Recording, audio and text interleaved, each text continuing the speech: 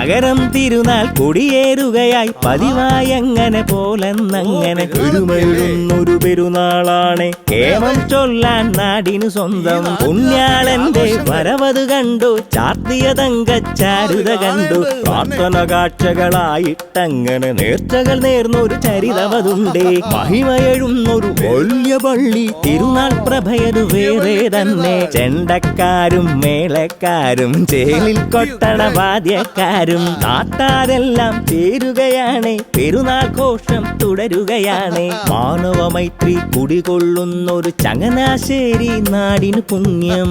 അപ്പൊ എങ്ങനാ മകരത്തി പെരുന്നാൾ ആരംഭിക്കുകയല്ലേ? പെരുന്നാൾ പുകഴിൻ പെരുമകൾ ചൊല്ലാം ആമോദത്താലാർപ്പു വിളിക്കാം. പുണ്യാളന്റെ സന്നിധി പൂകാം പുണ്യമതെല്ലാം കൃപയാൽ നേടാം.